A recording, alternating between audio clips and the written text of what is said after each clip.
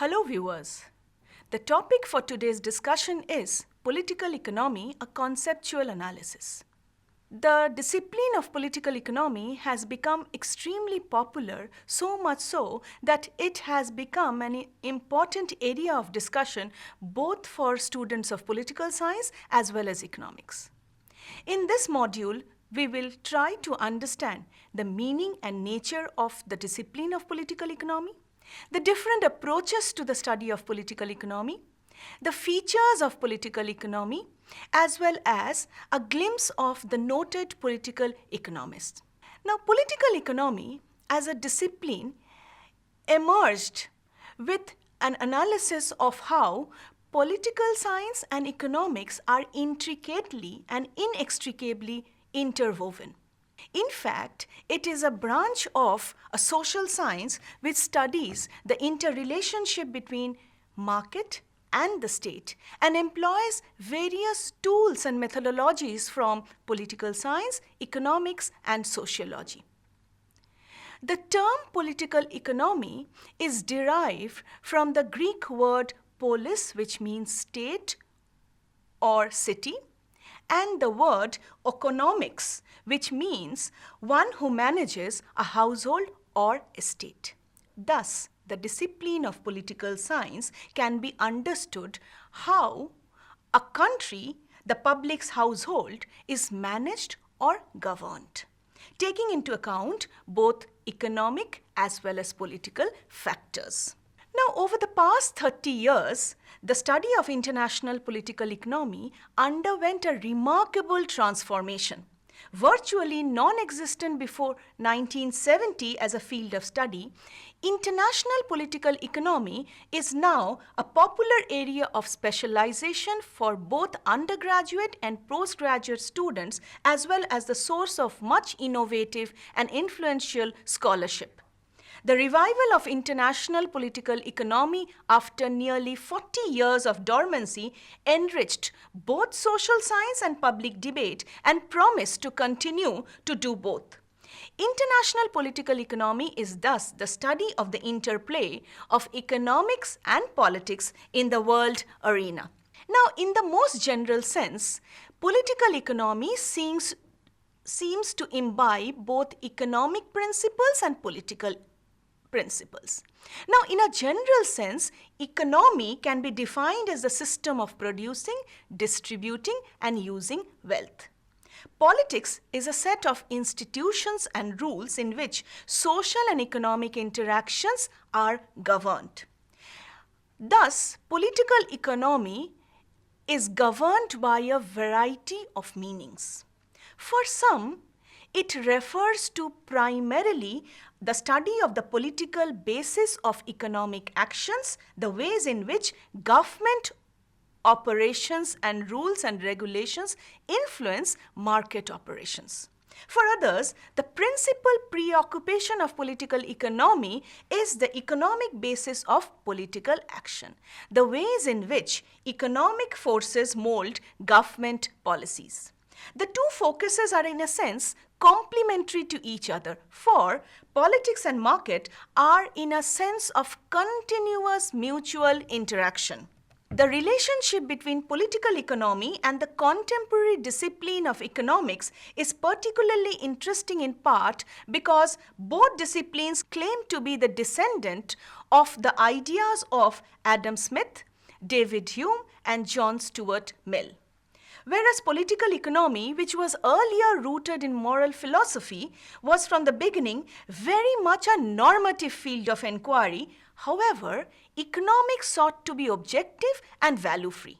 Indeed, under the influence of John Marshall, economists endeavored to make the discipline like the 17th century physics of Sir Isaac Newton, which was formal, precise, elegant, and the foundation of a broader intellectual enterprise. With the publication of 1947 Foundations of Economic Analysis by Paul Samuelson, who brought complex mathematical tools to the study of economics, the bifurcation of political economy and economics was complete. Mainstream political economy has emerged as economic science, leaving its broader concerns far, far behind. The distinction between economics and political economy can be illustrated by the different treatments of issues related to international trade. Let us take the example of tariff policies. The economic analysis of tariff policies focuses on the impact of tariff on the efficient use of scarce resources under a variety of different market environments, which might be perfect competitive market, which can be monopoly, monopsony, oligopoly, and so on and so forth. Different analytic frameworks examine the direct effect of tariffs as well as the effect on economic choices in the related markets. Such a methodology is generally very, very mathematical and is based on the assumption that an actor's economic behavior is rational and aimed at maximizing benefits for himself. Although ostensibly a value-free exercise, such economic analysis often implicitly assumes that politics can maximize the benefits accruing to economic actors are also preferable from a social point of view. Now, in contrast to the pure economic analysis of tariff policies, political economic analysis focuses on the social, economic, and political pressures and interests that affect tariff policies and how these pressures influence the entire political process, taking into account a large range of social priorities, international negotiating environments, development strategies, and not to forget philosophical perspectives. In particular, political economic analysis takes into account how tariff can be used as a strategy to influence the pattern of national economic growth or biases in the global system of international trade that may favor developed countries over developing ones. Although political economy lacks a rigorous scientific method and an objective analytic framework, its broad perspective affords a deeper understanding on the many aspects of tariff policy that are not purely economic in nature.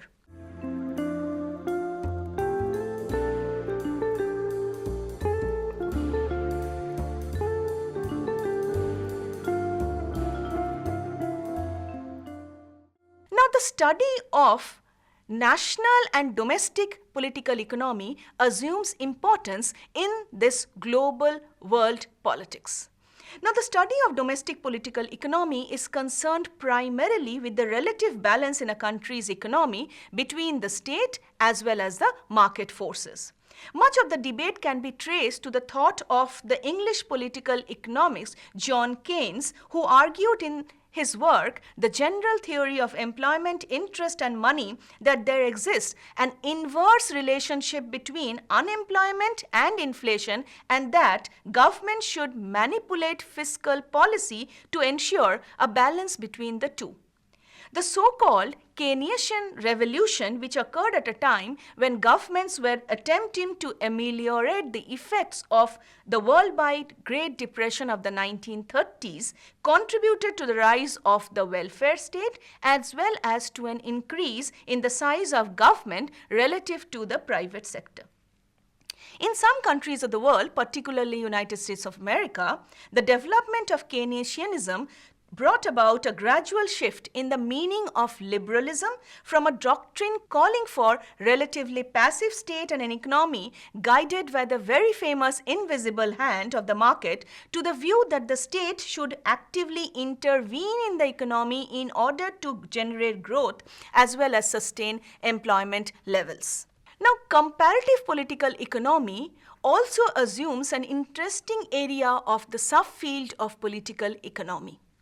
Comparative political economy studies interactions between the state, market, and society, both national as well as international.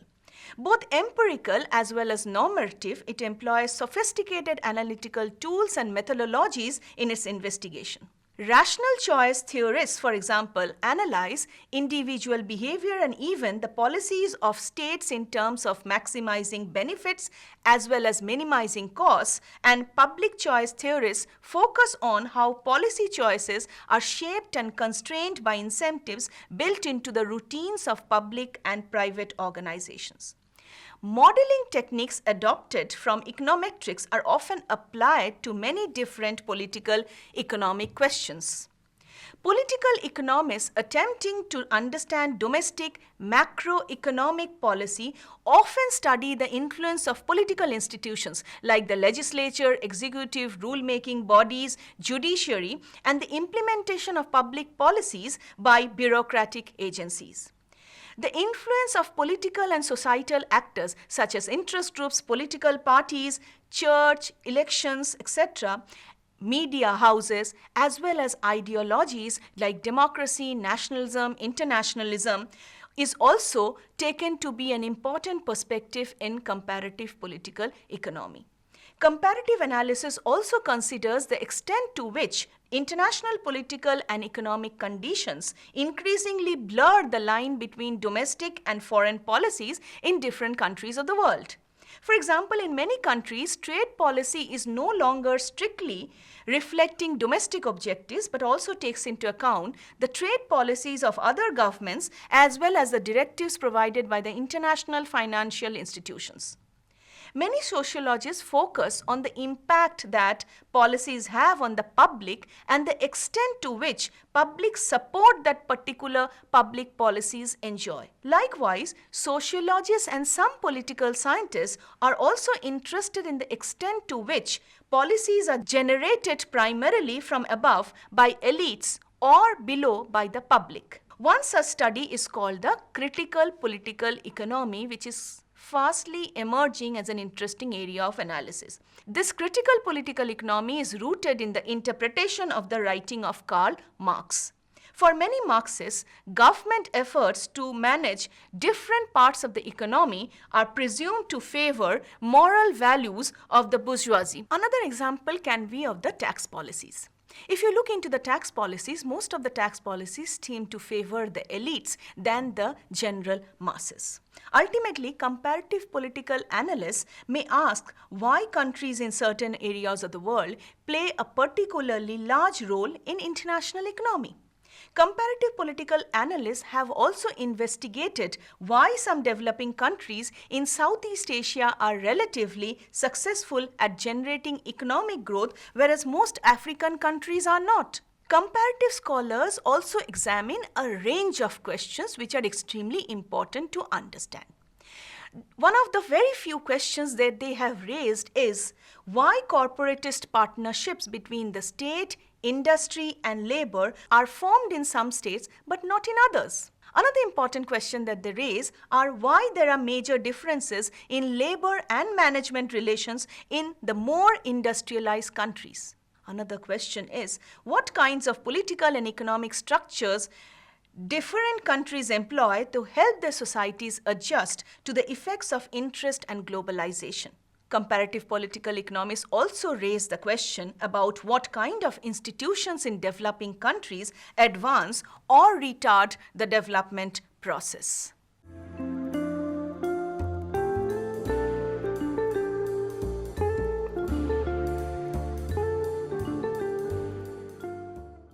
Let us now move on to another interesting area of discussion, that is international political economy.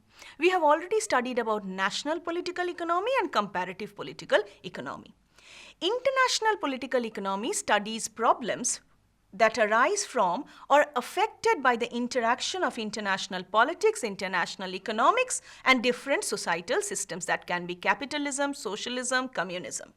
And societal groups, for example, ethnic groups, farmers groups, trade unions, or for that matter, immigrants in a particular region, or the poor who exist transnationally in almost all countries of the world. It explores a set of related questions that arise from issues such as international trade, international finance, relations between wealthier and poorer countries, the role of multinational corporations, the problem of hegemony, as well as the consequences of economic globalization since the 1990s.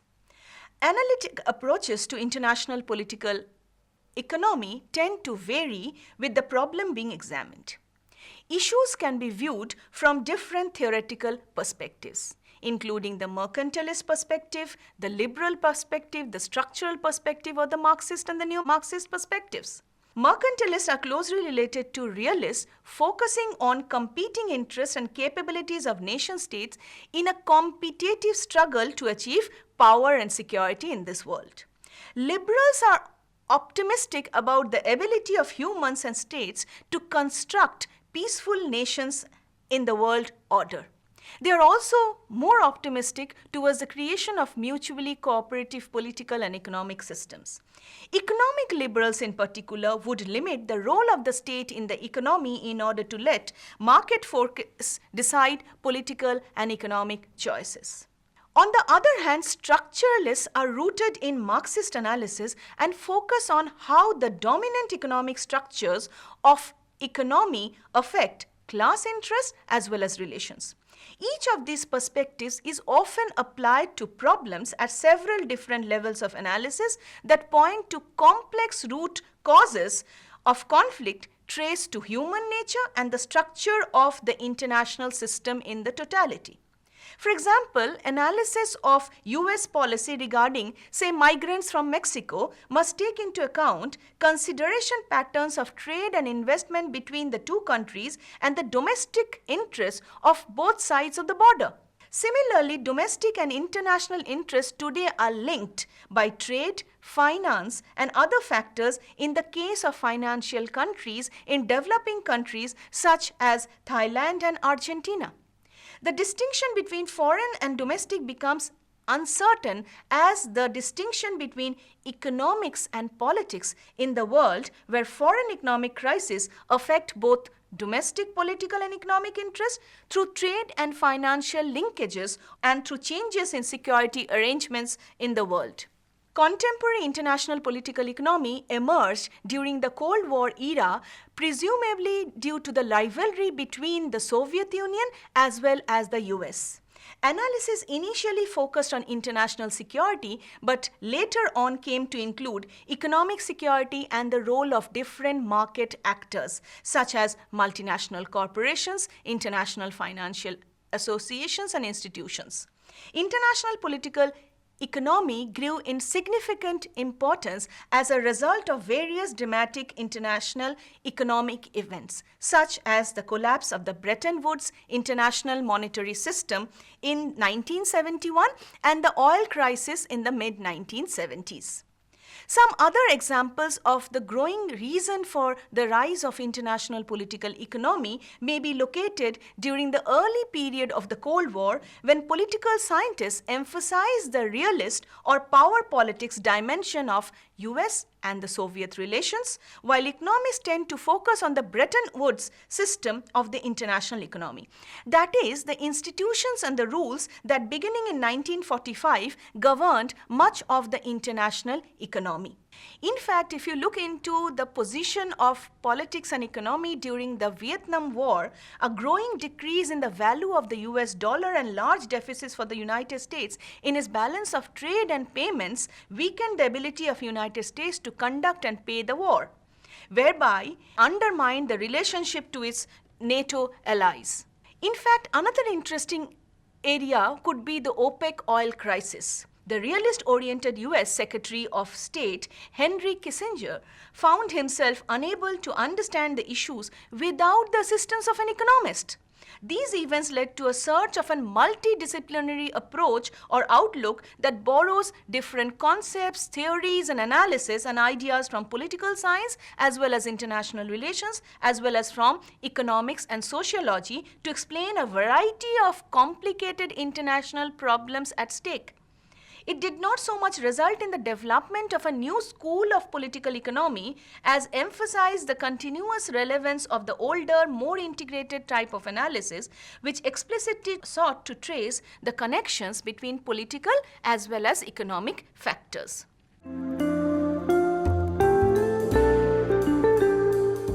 Now, this international political economy operates within a number of political economy systems.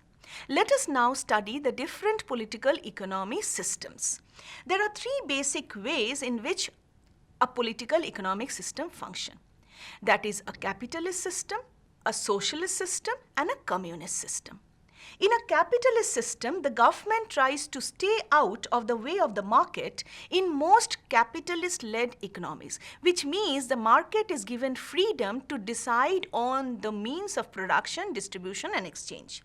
Policymakers might use incentives and subsidies to encourage investment or innovation in specific fields, but they largely leave the distribution of resources, wealth, and goods in the hand of the market.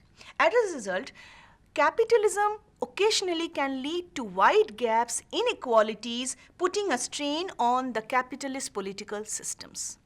Let us now move on to communism. The economic theory espoused by Karl Marx once dominated the political system of dozens of countries around the world. To this day, China, the second largest economy in the world, supplements its communist principles with major capitalist elements.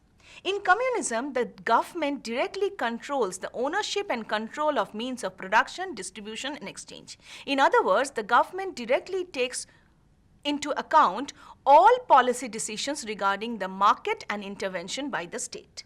As such, this economic system can lend itself to paving the way for more authoritarian political arrangements. The third political economic system is socialism. Aiming to achieve the ends of communism, socialism uses some of the tools and methodologies of capitalism also. Policymakers might take initiative to redistribute wealth and resources in a more equitable manner in a socialistic system so that they can be both democratic also. Most countries throughout Europe have involved political economies somewhere between capitalism and socialism, allowing mostly the free market to operate with occasional government intervention to provide for some kind of welfare outcomes to her citizens.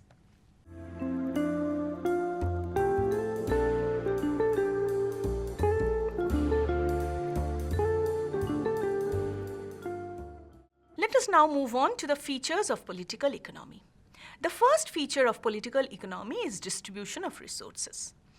Experts in political science and economics study what causes a specific allocation of resources throughout a society.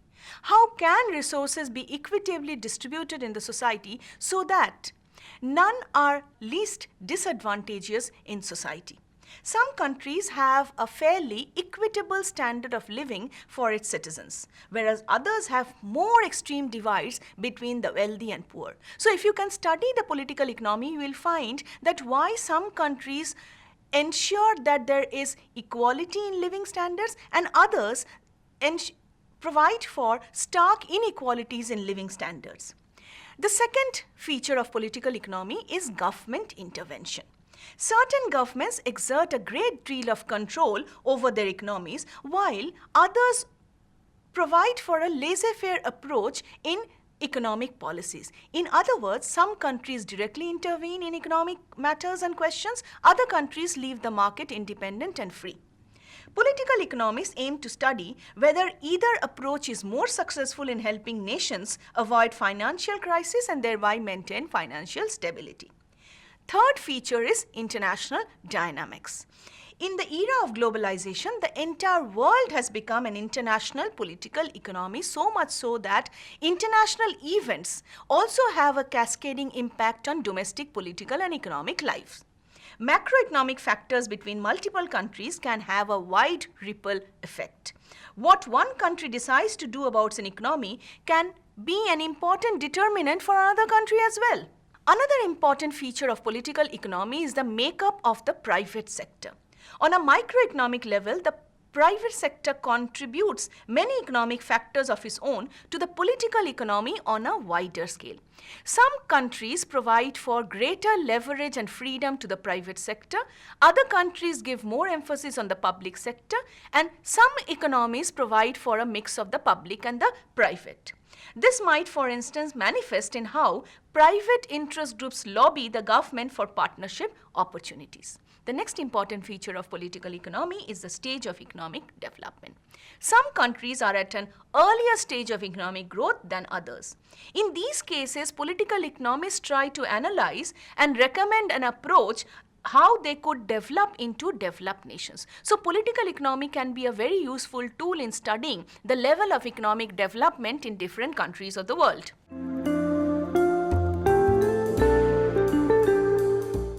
Let us now move on to the final part of our discussion about a few notable political economists who contributed immensely to this discipline of political economy.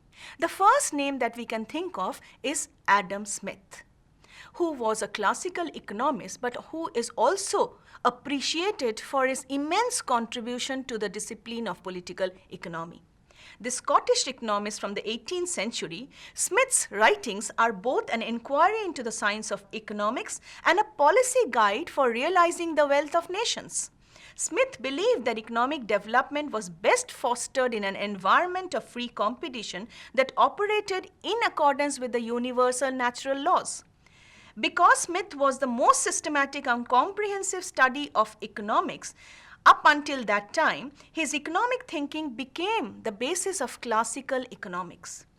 Smith's central idea was the invisible hand of the market, which would do a better job allocating resources to those who needed them than would be possible through centralized government planning. Another important political economist was John Stuart Mill. The eldest son of economist James Mill, John Stuart Mill was educated according to the rigorous expectations of his Benthamite father. In his work, Principles of Political Economy, which became the leading economics textbooks for 40 years after it was written, John Stuart Mill elaborated on the ideas of David Ricardo and Adam Smith. He helped develop the ideas of economies of scale, opportunity cost, and comparative advantage in trade. Karl Marx's method of political economy offers a critique of the political economy of capitalism in relation to historical, social, and material foundation. And he is said to offer a very systematic and scientific critique of political economy of capitalist societies.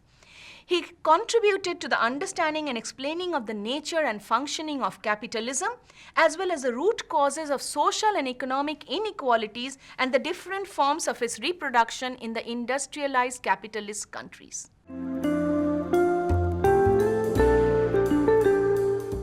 Let us quickly summarize what we have studied today. We have discussed the discipline of political economy and how it engulfs ideas of both politics and economy, the relationship between political science and economics, and how the state and the market are inextricably and intricately interwoven. We have studied the different dimensions of political economy in terms of comparative political economy, national political economy, and international political economy. We have also studied the different approaches of political economy as well as the features of political economy. Finally, we have understood that political economics is essential in order to understand not just politics as well as economics, but overall understanding of society in this global world. Thank you.